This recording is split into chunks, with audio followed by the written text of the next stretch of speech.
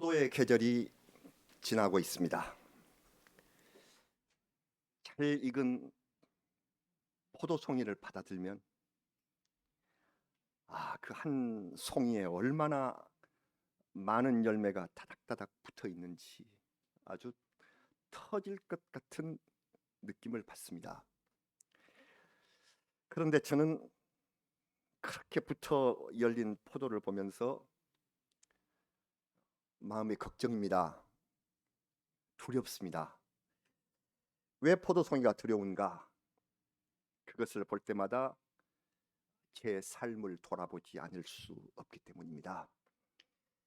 이 열매를 많이 맺으면 아버지께 영광이라 하셨습니다. 포도 열매가 왜 하나님의 영광이 될까요? 예수님께서 잡히시기 전날 그 밤에 제자들을 불러 다락방에 모이게 하신 밤, 주님 그들의 팔을 일일이 씻겨주시고 새 계명을 너희에게 준다. 서로 사랑하라. 사랑의 계명을 주셨습니다. 그리고 이 요한복음에는 기록이 없지만 마지막 만찬을 베푸시고 떡을 떼신 후에 잔을 부어 주셨을 것입니다. 포도주 잔을 받은 제자들에게 예수님께서 7번째 나는 무엇이다. 여러분 지금 잘 알고 계시는 에고 에이미, 나는 뭐다. 마지막 7번째 하신 말씀이 나는 참 포도나무다. 그냥 포도나무가 아니라 참 true vine, true 들포도가 아니라 진정하게 참으로 열매 맺는 vine, 포도나무다. 이렇게 말씀을 하셨습니다. 무슨 뜻일까요? 포도나무는 이스라엘 백성의 상징이 되는 나무입니다. 이스라엘에서 3대 수종 나무라고 한다면은 포도나무, 무화과나무, 그리고 올리브나무를 듭니다. 올리브나무는 성경에 감람나무라고 기록이 되어 있습니다. 이 세 종은 팔레스틴 땅에 가장 널리 퍼진 나무였는데 그 중에서도 포도가 핵심이었고 이스라엘 나라는 하나님의 포도원의 비유가 되었습니다. 그래서 포도원 주인이신 하나님이 땅을 가꾸시고 극상품 포도나무를 심으셨다. 그러나 너희가 맺은 것은 들포도가 아니냐. 이것이 이사야 선지자 예언의 핵심입니다. 우리가 잘 아시는 이 이사야의 말씀, 이사야 5장 7절 말씀을 우리 같이 한번 봉독을 하십니다. 이사야 예언입니다. 무릇 만군의 여호와의 포도원은 이스라엘 족속이요 그가 기뻐하시는 나무는 유다 사람이라. 그들에게 정의를 바라셨더니 도리어 포악이요 그들에게 공의를 바라셨더니 도리어 부르짖음이었도다. 정의의 열매는 없고 서로 원망하고 고통받는 울부짖음만 가득하다고 하셨습니다. 그래서 하나님은 포도원의 울타리를 걷어버리셨고 이스라엘 족속은 다른 민족에게 침략을 당해서 고난받는 속국으로 살아가는 이러한 고난이 뒤따랐다. 그 고통의 포로 생활은 포도의 열매를 맺지 못했기 때문이다. 여러분 예수님의 7개의 자기 표현 에고 에이미의 마지막 나는 무엇이다 하는 것이 참 포도나무셨습니다. 오늘 여기 본문이기 때문에 이 말씀을 먼저 우리가 살피고 다시 앞에 6가지 나는 무엇이다 하는 말씀을 정리해 보도록 하겠습니다.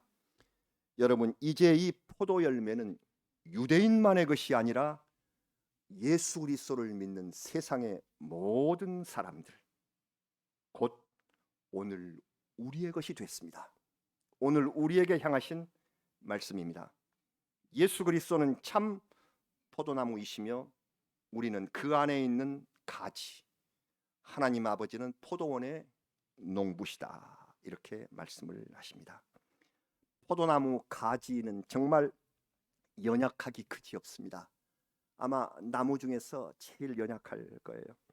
그러나 이 가지가 열심히 뻗으려고 노력을 하고 뻗치면 농부가 넝쿨이 뻗어나갈 길을 만들어주고, 그리고 이 열매가 무거워서 힘겨워하면 막대기로 받쳐서, 그래서 좋은 열매 맺도록 해주지 않죠. 그렇죠. 그렇지 않고서 나무의 영양분을 받지 못하거나 병충해로 말라가는 가지는 잘라버립니다. 다른 가지의 열매를 잘 맺게 해주기 위하여. 여러분, 그리스도가 내 안에, 그리고 내가 그리스도 안에 있어야 포도 같은 우리의 인생이 열매를 맺습니다. 예수께서 진리의 말씀으로 우리에게 생명을 공급해 주심으로 우리는 그 안에서 은혜를 받고 삶의 양분을 얻으며 살아갈 수가 있습니다. 열매를 맺음은 내가 그리스도 안에 있다는 증거이며, 성령이 내게 주셔서 하나님께 올려드릴 영광의 결실이 바로 내 인생의 포도 열매 결실입니다. 어떤 열매를 맺어야 할까? 그것은 우리에게 잘 알려주신 갈라디아서 5장 22절과 23절 성령의 열매의 말씀입니다. 다 외고 계시지만 다시 한번 이 말씀을 읽겠습니다. 오직 성령의 열매는 사랑과 희락과 화평과 오래 참음과 자비와 양선과 충성과 온유와 절제니 이 같은 것을 금지할 법이 없느니라. 아멘. 이 열매 맺음을 하나님께서 기뻐하시며, 이 열매를 맺은 우리 인생을 통하여 하나님이 영광을 받으신다. 세상에 우리 같은 사람이 하나님의 영광이 되는데, 이 영광의 조건은 이 은혜의 열매를 가득 맺으면. 그래서 여러분, 예수님은 포도나무, 우리는 그 안에서 성령의 열매를 맺는 가지입니다. 그래서 나는 무엇이다 하는 맨 마지막 말씀, 나는 참 포도나무다, 너희는 가지다, 아버지는 그 농부이시다. 이 말씀을 깊게 기억합니다. 자, 이제 예수님의 7가지 자기 표현, 자기의 신분을 표현해 주신 7개의 에고 에이미 말씀을 차례로 다시 한번 살펴보겠습니다. 지난 주일에 우리 요한복음 6장 35절 말씀을 본문으로 전하면서 나는 생명의 떡이다 하신 말씀을 기억하실 것입니다. 이것이 첫 번째 에고 에이미입니다. 예수님은 육신이 먹을 양식만 중하게 생각하는 사람들에게 거듭난 영의 사람이 취할 양식이 있다. 그것이 바로 생명의 떡, 생명의 양식이다. 내가 바로 그 생명의 양식이다. 우리 빈누리 성도들은 이미 지난 말씀을 통해서 로고스, 거듭남, 그리고 생명의 떡을 우리 마음속에 깊이 새기셨습니다. 예수님은 첫 번째로 생명의 떡, 생명의 양식이시다. 두 번째의 에고 에이미는 나는 세상의 빛이다 하신 말씀입니다. 같이 읽어봅니다. 요한복음 8장 12절 말씀 같이 봉독합니다. 예수께서 또 말씀하여 이르시되 나는 세상의 빛이니 나를 따르는 자는 어둠에 다니지 아니하고 생명의 빛을 얻으리라. 아멘. 이미 요한복음 첫머리에는 로고스, 말씀으로 계신 그리스도가 그 안에 생명을 가지고 있었는데 이 생명은 사람들에게 비치는 빛으로 나타났다. 이것이 요한복음 첫머리 시작입니다. 예수께서는 세상의 어둠을 거두는 아침 햇살처럼, 아침 햇빛처럼 우리에게 오셨습니다. 이 요한복음 8장 12절 예수님이 이 말씀을 하실 때 그때는 성전 앞에서 해가 떠오르는 아침이었습니다. 이 해가 아름답고 장엄하게 웅장하게 떠오르고 있었는데, 바로 이 아침 일찍부터 예수님을 곤경에 빠뜨리려는 서기관들과 바리새인들이 무리를 이끌고 모여들었어요. 아시죠? 가늠하다가 잡힌 여자를 끌고 온 것입니다. 그래서 예수 선생이여, 모세의 율법에는 간음을 저지른 이런 사람은 돌로 치라고 했는데 선생은 어떻게 하시겠나 하고 물었습니다. 예수님을 공경에 빠뜨리기 위한 수작입니다.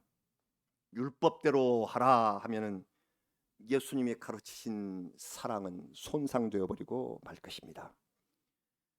죄 지은 여인을 변호한다면 율법을 거부하고 죄를 장려하는 선생이 됩니다. 더군다나 로마의 통치 방식은 사적인 테러를 금하고 있습니다. 어떻게 할 것인가? 예수님께서는 오래 침묵하시면서 땅에 무엇인가를 쓰고 계셨다고 요한복음 8장에 그렇죠. 우리는 또 뭘 쓰고 계셨을까? 이게 궁금하잖아요. 이게 무슨 말씀을 쓰고 계셨을까?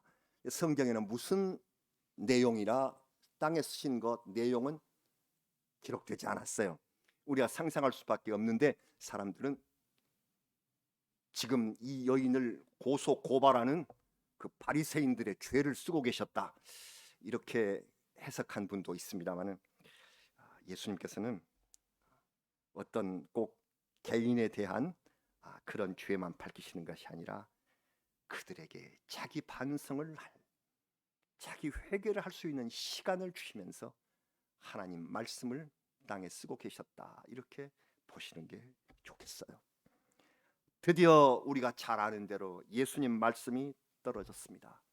무엇이라고 하셨나요? 너희 중에 죄 없는 자가 먼저 돌로 치라.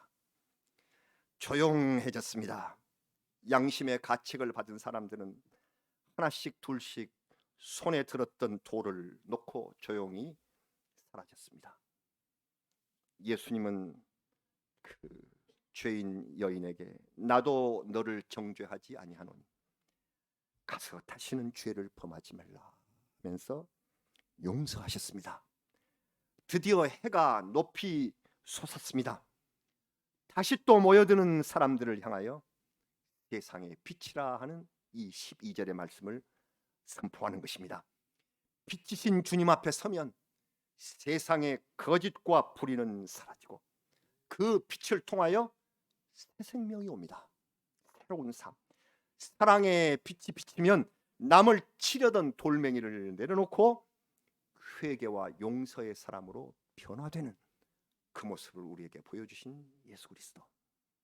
주님의 두 번째의 에고 에이미는 나는 세상의 빛이다. 빛이신 예수님은 마태복음 산상수훈의 말씀에서 너희는 세상의 빛이라, 세상에 우리 같은 사람에게도 세상의 빛이라고 말씀을 하셨습니다. 너의 빛을 사람 앞에 비추라, 이 명령을 우리에게 내리신 것입니다. 우리는 참으로 황송합니다. 스스로 빛이 될 수 없는 우리에게 빛이 되라 하셨으니 우리는 어찌해야 할까요? 참 빛이신 예수 그리스도의 빛을 받아서 이것을 세상에 반사하자. 거울처럼 주님의 빛을 받아서 우리도 세상에 그 빛을, 세례 요한이 말한 것처럼 그 빛에 대하여 증언하는 사람. 예수는 빛이시다, 그것을 세상에 널리 알리는 그런 사람이 되자 하는 것입니다. 또한 집안과 동네를 비추는 작은 등불이 되어라. 작은 등불이 되어서 내 집과 이웃을 비추는, 그래서 착한 행실로 하나님께 영광을 돌리라. 이 착한 행실이 주님의 빛을 세상에 실현하는 방법입니다. 우리가 하는 선행이 주님 말씀하신 빛된 사명을 이루게 한다 하셨습니다. 사랑하는 여러분, 빛이신 주님을 따르는 우리 교회의 이름도 빛입니다. 우리 빛이신 주님을 따라 작은 행실로 우리 주님께 영광을 돌리는 작은 등불이 되는 우리 빛누리 교회와 성도가 되시기를 주의 이름으로 축원합니다. 세 번째 에고의 의미, 세 번째가 무엇인가요? 이스라엘 지역의 대표적인 식물이 포도라면 대표적인 동물은 잘 아시는 대로 양입니다.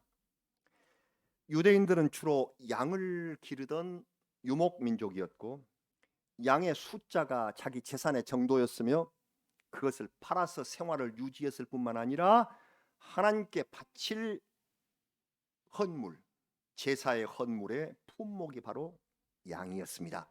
그러므로 양과 목자는 그들의 신앙과 행위를 상징하는 대상이 되어 온 것이지요.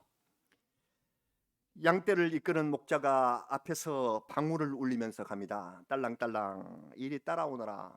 양들은 소리도 잘 못 듣고 그리고 지독한 근시안이라고 합니다. 양 저기 분석 보면 그런 게 나와요. 기껏 앞을 볼 수 있는 거리가 10m에 불과하답니다. 다리도 짧아요, 아시는 것처럼. 그래서 곧장 구덩이에 빠져버리기도 합니다. 못 나와요. 목자는 앞에 가면서도 자꾸 뒤를 돌아봅니다. 그러다가 구덩이에 빠진 녀석을 보면은 아유 저 녀석 또 빠졌네. 지팡이로 건져냅니다. 지팡이는 양들을 살살 몰아가는 도구로도 쓰이고, 그리고 그 우리 그림에 보면은 지팡이의 끝이 이렇게 되어 있잖아요. 이렇게 유턴식으로 이렇게 되어 있는 지팡이입니다. 꼭 그 지팡이를 씁니다. 왜냐하면은 그래야 구덩이에 떨어진 양을 건지기가 쉽다고 합니다. 그래서 양들이 풀을 뜯는 풀밭을 찾아갑니다. 얘들아 조심해서 가자. 자, 나를 따라와. 방울을 울리며 갑니다. 밤이 되면 목자가 만든 우리 속으로 양들을 하나씩 하나씩 세면서 그 안으로 들여보냅니다. 그 안으로 들어가야 안전하고, 그 안에는 목자가 마련해 놓은 꼴이 있고, 거기에 또한 따뜻하게 불을 피우고, 목자가 양들이 들어간 문을 가로질러 누워서 밤을 지새웁니다. 우리 안에 있는 양들을 보호하는 것이죠.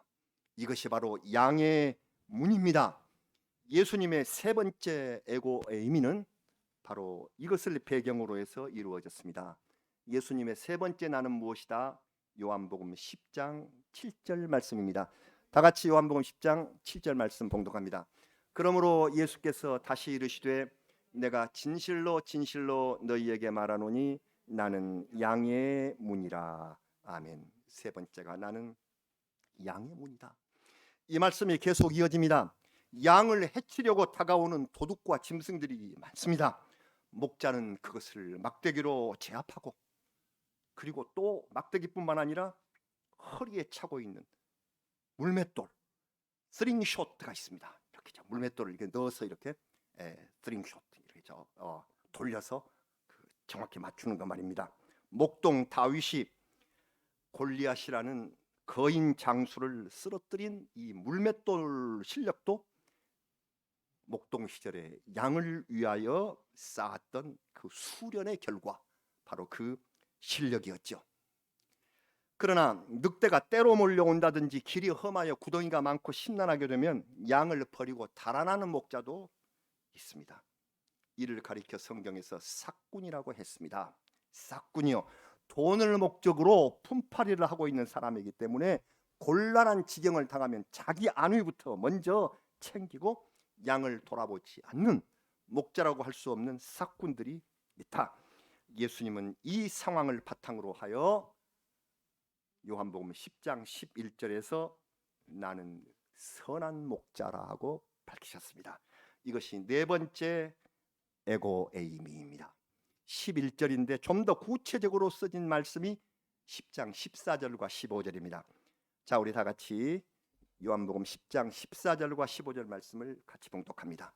나는 선한 목자라. 나는 내 양을 알고 양도 나를 아는 것이, 아버지께서 나를 아시고 내가 아버지를 아는 것 같으니 나는 양을 위하여 목숨을 버리노라. 아멘. 선한 목자이신 예수 그리스도, 이 말씀대로 양을 위하여 목숨을 버리셨습니다. 인류의 죄값을 대신 치르시려 십자가에 달리신 하나님의 아들, 스스로 목숨을 버린 자원적 희생의 목자가 이 세상에 어디 있겠습니까? 우리는 진리이신 예수 그리스도를 알았고 그를 목자로 믿고 따르는 복된 양들입니다. 선한 목자 우리 주님, 저희는 오늘 또 주님을 따라서 양의 문으로 들어가서 구원을 받고 평안을 누리는 복된 양이 됨을 감사합니다. 이것이 우리의 고백입니다. 세 번째 나는 양의 문, 네 번째 나는 선한 목자. 예루살렘 가까운 곳에 베다니라는 마을이 있습니다. 이 베다니에 예수님을 믿는 세 세 남매가 살고 있었습니다. 잘 아시는 대로 오빠가 이름이 나사로인데 나사로가 병이 들어서 죽었습니다. 젊은 나이에 세상을 떠났으니 마을 사람들이 슬퍼했고 두 여동생인 마르다와 마리아는 주님이 여기 계셨더라면 오빠가 죽지 않았을 것이다 하는 원망 섞인 말을 합니다.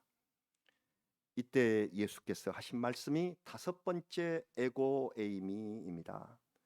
잘 아시는 이 위대한 말씀 다섯 번째 에고에이미 요한복음 11장 25절과 26절 말씀을 같이 봉독하시겠습니다. 예수께서 이르시되 나는 부활이요 생명이니 나를 믿는 자는 죽어도 살겠고 무릇 살아서 나를 믿는 자는 영원히 죽지 아니하리니 이것을 네가 믿느냐. 아멘.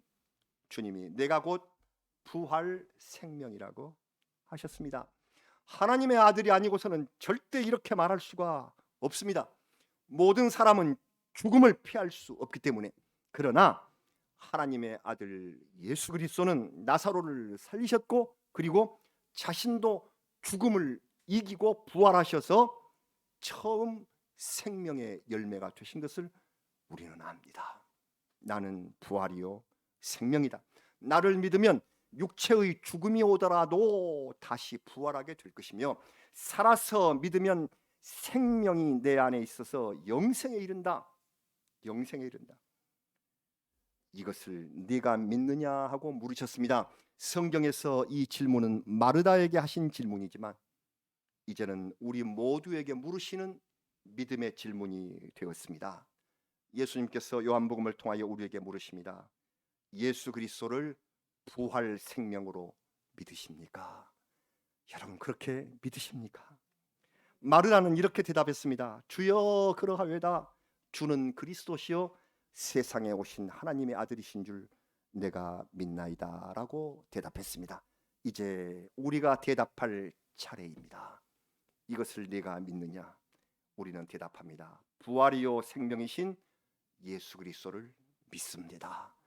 예수님 따라서 부활할 줄로 영생을 얻을 줄로 믿습니다. 아멘. 우리의 고백이 되시기를 바랍니다.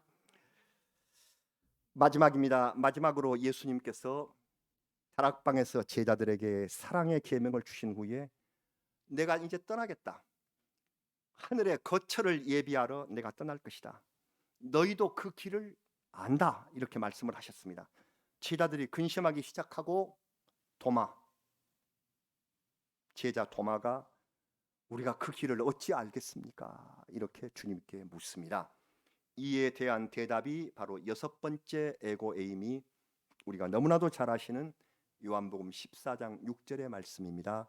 여섯 번째 에고에임이 마지막으로 같이 봉독하시겠습니다. 예수께서 이르시되 내가 곧 길이요 진리요 생명이니 나로 말미암지 않고는 아버지께로 올 자가 없느니라. 아멘. 길이요 진리요 생명. 목적지조차 모르는 사람들에게 내가 길이다. 나와 함께 내가 길이다. 길을 잃으신 적이 있습니까? 아주 무섭게 옛적에 뭐 전화도 없고 아주 캄캄한 제 초등학교 4학년 제가 기억 생생합니다만 낯선 곳에서 길을 잃은 적이 있습니다. 제 나름대로는 길을 이렇게 생각하고 시골에 갔었는데 잃었습니다. 어린 마음에 있었던 그 두려움이 지금도 사라지지 않습니다. 아버지 말씀을 듣지 않고서 빨리 가고 싶고 내가 길을 안다고 혼자 나섰다가 시골에서 길을 잃었고 들깨들의 울음소리가 바로 옆에서 들리는 그런 위기를 당했습니다. 그러면서도 내가 뭐 생각했던 길을 막 찾으려고 애를 썼던 것 같습니다. 더 험한 곳으로 아마 갔겠죠. 얼마나 시간이 흘렀을까요? 아버지가 어두운 밤길에 내 이름을 부르면서 찾고 계셨고 쫓아오셨고 그리고 아버지가 내 손을 붙이셨습니다. 그 다음부터는 길을 찾을 필요가 없게 됐다. 이것이 제 마음에 갖고 있었던 신앙의 체험입니다. 아버지의 손을 잡은 것이 이제 그 손이 길입니다. 이미 목적지와 갈 길을 아시는 분이 내 손을 잡았다. 나를 이끄신다. 나는 더 이상 두려움이 없어지고 길을 찾을 필요가 없게 됐다. 목적지와 길을 아시는 우리 주님이 나를 이끌면 나는 진리 안에서 이 길을 편히 갈 수 있게 되는 것입니다. 그리고 그 길의 끝은 생명, 곧 영원한 생명, 영생이 마련되어 있는 것입니다. 길은 믿음의 방편이요, 진리는 그 과정이며 생명은 목적지입니다. 그래서 예수님을 길로 삼고 그리고 그 과정의 진리를 따라가면 영생이 우리에게 보장되는 그런 아름다우신 약속. 우리는 예수 그리스도를 길이요 진리요 생명으로 믿습니다. 아멘. 오늘 또 우리는 생명의 양식이신 주님의 말씀으로 영혼을 돌아보고 은혜의 빛 아래 서서 작은 등불을 세상에 비추기를 기도합니다. 연약한 양 같은 내 삶을 구원의 문으로 들이시고 목숨을 버려 나를 구원하신 선한 목자 주님을 따라서 부활 생명을 얻기까지 길이요 진리요 생명이신 우리 주님을 따르려고 합니다. 아름다운 포도의 계절입니다. 주님 안에서 잘 익은 포도송이처럼 성령의 열매를 풍성히 맺어서 아버지 하나님께서 말씀하신 대로 영광을 올리시는 우리 성도가 되십시다. 우리가 잘 이 열매를 맺으면 아버지께서 영광을 받으실 것이요, 나 같은 우리 같은 이러한 부족한 사람을 통하여 하나님께서 영광을 받으시는 오늘 우리 기뻐하며 우리 주님을 찬양합니다. 할렐루야. 아멘. 우리 다 같이 기도드리겠습니다.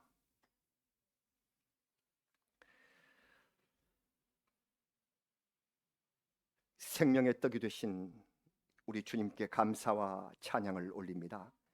세상의 빛으로 오셨으며 양의 문이시고 선한 목자이신 우리 주님을 찬양합니다. 주님 따라서 부활 생명 얻게 될 줄로 우리는 믿습니다. 갈 바를 모르는 우리에게 길이 되어 주시고 그리고 진리로 이끄셔서 영생을 주신 우리 아버지 하나님 감사합니다. 이 아름다운 계절에 성령의 열매를 맺어 주님께 영광이 되는 저희가 되게 하여 주시옵소서. 저희를 사랑하셔서 불러주시고 이 말씀 읽게 하여 주셔서 참으로 감사합니다. 주님 영광 받아 주시옵소서. 예수님 이름으로 기도드리옵나이다. 아멘. 우리 찬송가 90장 찬송 같이 부르겠습니다.